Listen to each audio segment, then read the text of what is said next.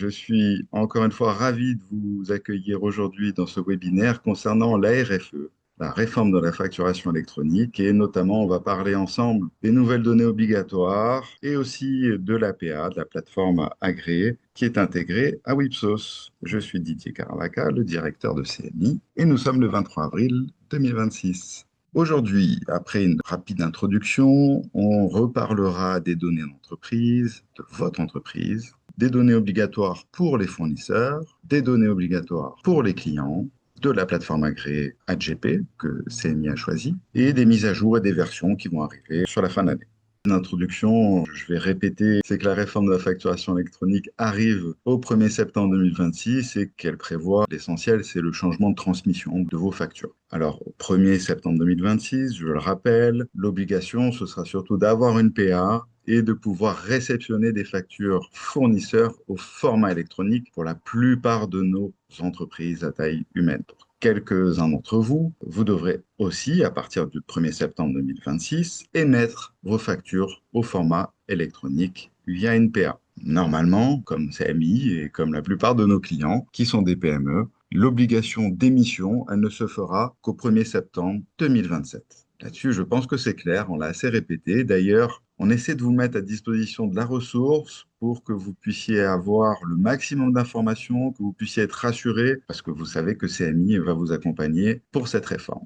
Donc, on intègre dans Wipsos cette réforme pour que vous puissiez répondre à vos obligations légales le plus simplement possible à partir de ce que vous connaissez aujourd'hui, qui est votre logiciel de gestion Wipsos.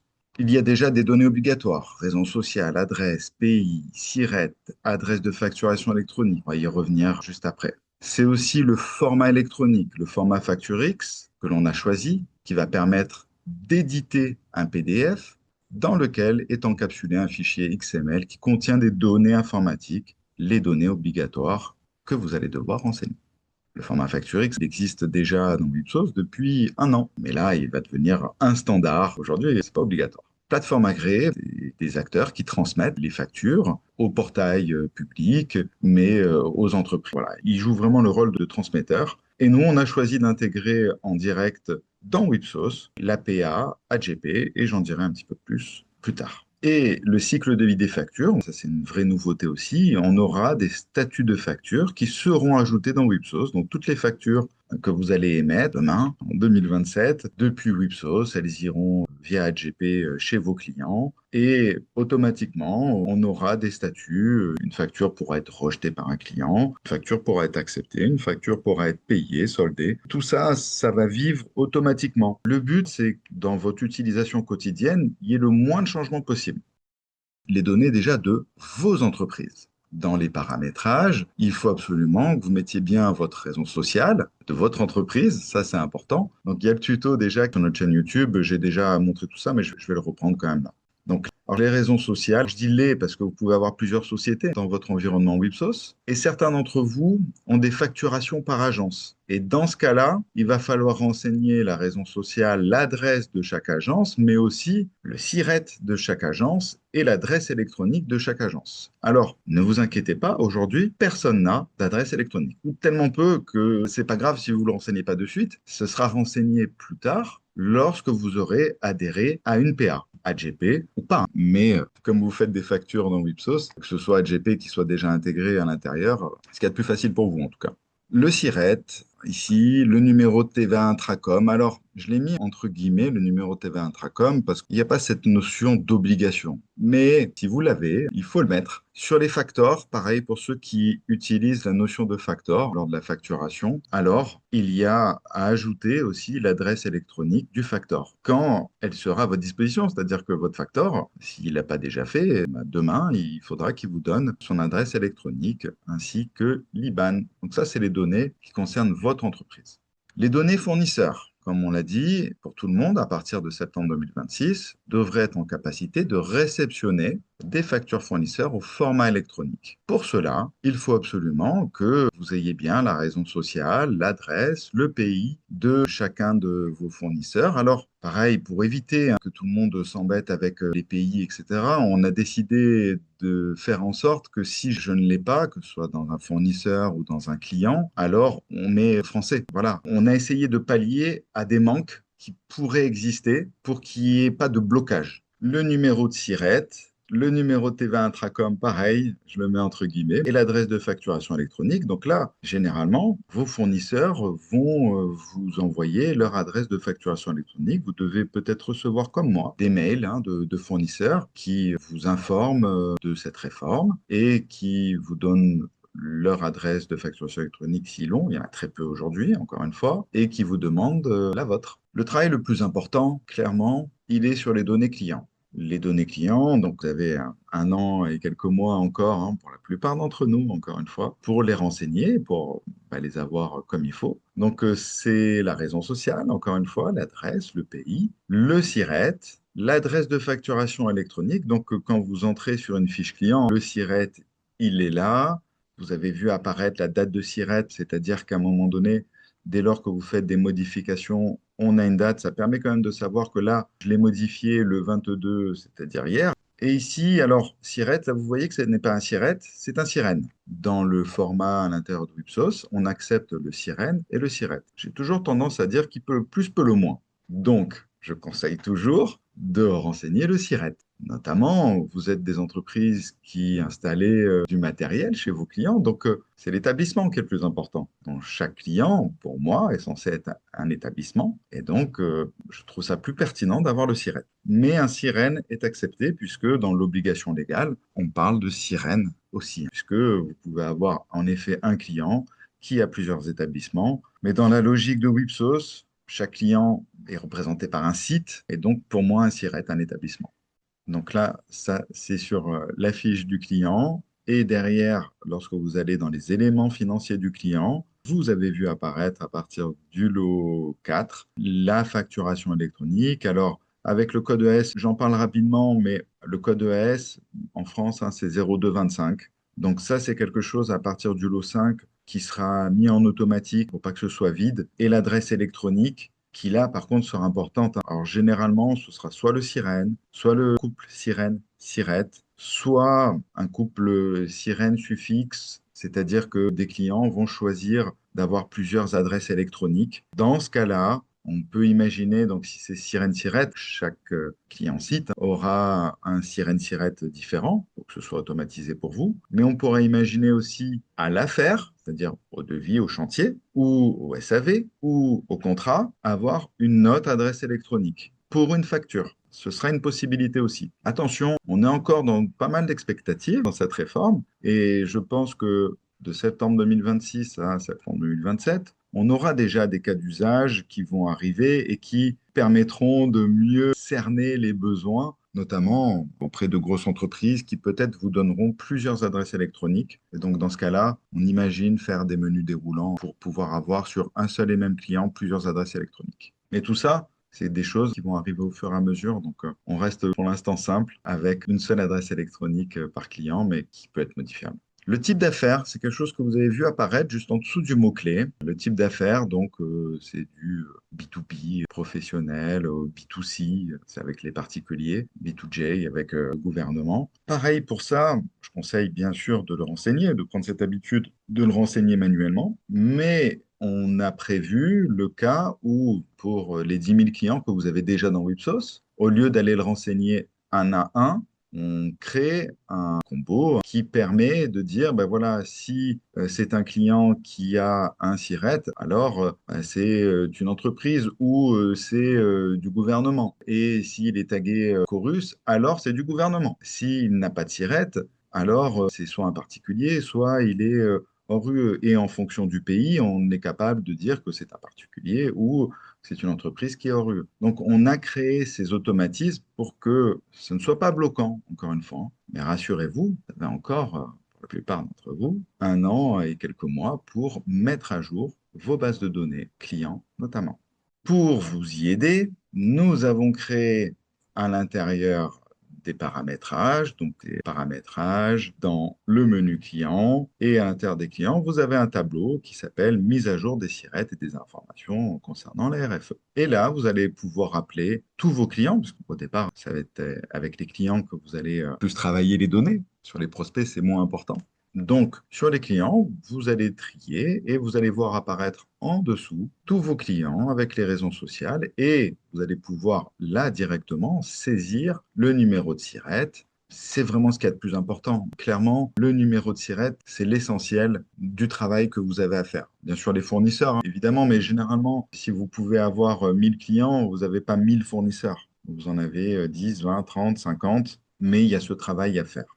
Vous pouvez aussi exporter ce tableau pour pouvoir le renseigner sur Excel et ensuite réimporter un nateur de Wipsos pour mettre à jour l'ensemble de vos clients. Voilà, ça c'est des possibilités, je trouve assez intéressant, mais c'est important soit de le faire au fur et à mesure du temps, soit de le faire relativement en masse. Vous le savez aussi à l'intérieur de Wipsos, je vais quand même le montrer, hein, parce que j'aime bien montrer les choses. Voilà, que ce soit ici dans une fiche, dans la fiche client, je peux renseigner ici mon B2B professionnel. La plupart d'entre vous travaillent en B2B professionnel, mais il y en a quand même pas mal qui travaillent aussi avec les particuliers. Ne vous précipitez pas là-dessus. Si aujourd'hui c'est vide, ça n'est pas grave. Rappelez-vous, on a créé des automatismes pour que ça se renseigne automatiquement, notamment à partir du lot 5. Il y aura des automatismes qui permettront que ça apparaisse. Les automatismes sont déjà à l'intérieur du lot 4, mais on ne les a pas fait apparaître, pas perturber tout le monde. Parce qu'on attend aussi que tout le monde mette à jour, notamment le code SIRET. Et ici, vous avez la petite Marianne, hein. C'est là que je voulais vous emmener. Ben là, d'ailleurs, on voit bien que ça contrôle l'unicité, en fait. Parce que j'ai activé dans ma démo, et ce qui n'est pas bien du tout, parce que dans ma démo, je prends souvent le même code SIRET, qui est le nôtre, Sirène, ici, ou SIRET, qui est celui de CMI. Et le logiciel me dit, attention, on en a déjà un qui a exactement le même code. Je vais le faire à partir d'un fournisseur. C'est exactement pareil. Ici, donc, fiche, prendre la première. Voilà, quand on est ici sur le fournisseur, je viens rechercher mon fournisseur. C'est ici qu'apparaissent voilà, les fournisseurs potentiels. Le logiciel va rechercher sur le code postal et sur le nom et ou sur le SIRET. Voilà. Donc, c'est à partir d'ici que je vais pouvoir sélectionner, renseigner le bon SIRET. Toutes ces recherches, elles existent. Si à un moment donné, bah, je retrouve X client, X SIRET, je ne sais pas lequel choisir, il va bien falloir que j'appelle soit mon client, soit mon fournisseur pour lui demander exactement sur quelle SIRET on doit travailler. Ça va être vraiment des choses importantes puisque, pareil, hein, dans la réception des factures fournisseurs, on va regarder d'abord l'adresse électronique, on va regarder ensuite le SIRET et si on ne trouve pas, on va regarder aussi le numéro TVA intraco. On a gradué au fur et à mesure parce qu'on sait bien qu'au départ, il y aura des manques d'informations. Donc, on a fait en sorte que ce ne soit pas bloquant, encore une fois. Donc, en tout cas, c'est ici que vous allez pouvoir renseigner les informations, l'adresse électronique. Parce que, par exemple, l'adresse électronique vraiment de votre fournisseur, elle n'est pas forcément obligatoire. C'est lui qui émet. C'est lui qui émet à votre adresse électronique. Donc, normalement, ce n'est pas nécessaire. Mais encore une fois, qui peut le plus, peut le moins. Si jamais on ne retrouve pas les choses, on pourra retrouver quel est le fournisseur grâce à son adresse électronique. On aura cette information aussi. Voilà. Et la mise à jour, le fichier de mise à jour des clients, c'est ici, donc dans les paramétrages, hein, et c'est là que je vais pouvoir renseigner le numéro de SIRET. Si je trie ici, dans ma démo, vous voyez, c'est pas propre, hein. Ah oui, il y a autre chose que je voulais vous montrer sur administration, logiciel, gestion, client. Ici, vous pouvez faire un contrôle de validité de SIRET. C'est quelque chose qui s'active ou pas. Si vous l'activez, il va contrôler, alors, c'est sirène et sirette. C'est-à-dire que dans la zone, dès lors qu'il y a sirène ou sirette, c'est soit vous rentrez un chiffre de 9, et donc c'est un sirène, soit vous rentrez un chiffre de 14, et donc c'est un sirette. Mais un chiffre de 8, un chiffre de 10, un chiffre de 11, etc., alors le logiciel va vous dire que ça n'est pas bon. Donc ça, c'est vraiment des choses importantes. De même, on va le rendre, je pense, obligatoire, puisque vraiment le SIRET, c'est quelque chose maintenant qui est obligatoire. Donc dans le contrôle des saisies obligatoires clients, ici, souvent, car beaucoup d'entre vous ne mettent pas d'obligation sur le SIRET. J'aurais tendance à vous dire, mettez-le en création et mise à jour, ou peut-être juste en mise à jour. Voilà, il faut commencer à prendre cette bonne habitude que tout le monde renseigne dès la création le SIRET. Pour moi, on n'aura peut-être pas l'obligation lorsque c'est un prospect de toute façon, parce qu'on peut imaginer qu'un commercial puisse rentrer un prospect sans avoir forcément l'obligation de rentrer un SIRET. Voilà déjà un bon topo sur les données obligatoires. Et on va parler maintenant de la plateforme Agré qui est intégrée à Wipsos. Ce qu'on a choisi, c'est la société ATGP. Alors, vous avez le site www.atgp.net. C'est une entreprise française à taille humaine puisque c'est 60 personnes. Ça fait 25 ans qu'ils travaillent dans la dématérialisation. Donc, c'est des gens qui sont vraiment spécialisés dans la démat. C'est une PA qui a été agréée parmi les premières, qui a agréé aussi PEPOL, qui est le système européen, qui sera la référence en 2030. Donc CMI, on s'est engagé auprès d'AGP comme partenaire en marque grise, on appelle ça, pour pouvoir mutualiser l'ensemble des volumes de nos clients afin que vous puissiez bénéficier de tarifs qui sont plutôt accordés à des grandes entreprises. Voilà. Ainsi, on a pu négocier des tarifs qui sont compris entre 10 et 20 centimes d'euros la facture. Donc, comment ça va se passer? C'est nous, CMI, qui vous feront signer un mandat, comme quoi la plateforme AGP sera votre plateforme agréée. Et ensuite, on va activer. Donc, l'activation se fait par Sirène, pour ceux qui ont plusieurs établissements. C'est par Sirène qui a une installation et une instance AGP. Un forfait d'installation, parce que, ben, oui, on paye, nous, AGP, administratif, mais aussi technique, sur la mise en place. En gros, c'est une demi-journée de travail AGP, une demi-journée de travail CMI. Donc, ce sera un forfait, un contrat d'assistance et de maintenance dédié RFE, parce que oui, c'est nous, c'est CMI, toujours votre interlocuteur, qui allons prendre en charge le premier niveau de hotline.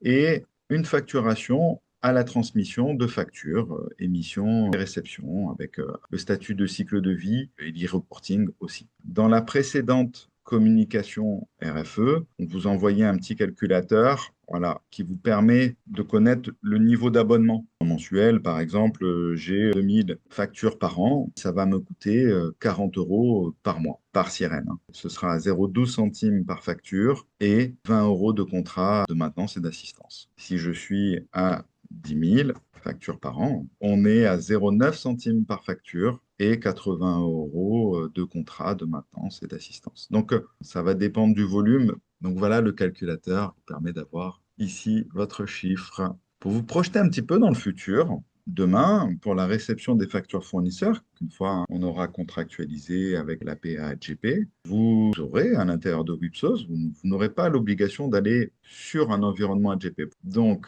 AGP va transmettre à Wipsos des factures fournisseurs qui vous sont adressées.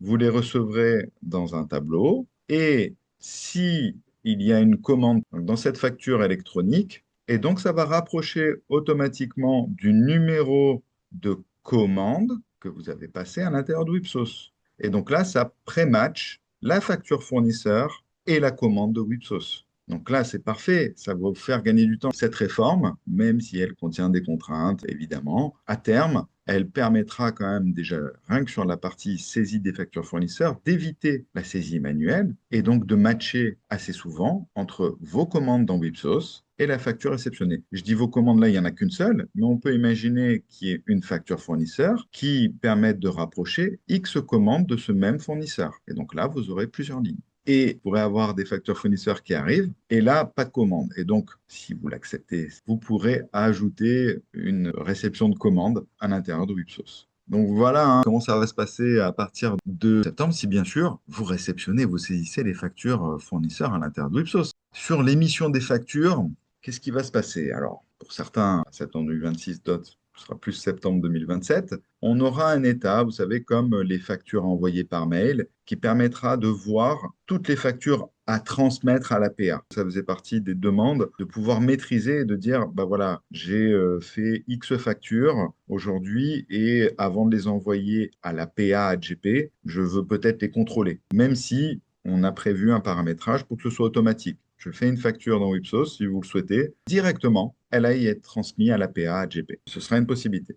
Et bien sûr, ici, vous aurez les statuts de l'APA, etc. Un écran qui va arriver là en lot 5.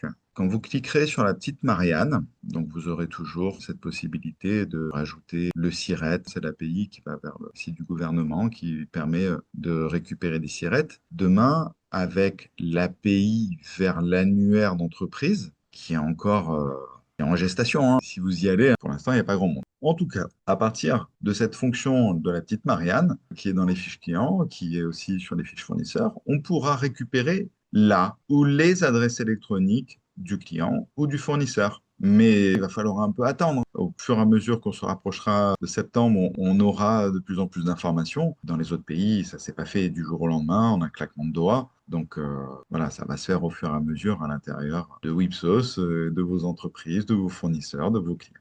Voilà ce que je voulais vous présenter. Merci et on vous dit à très bientôt.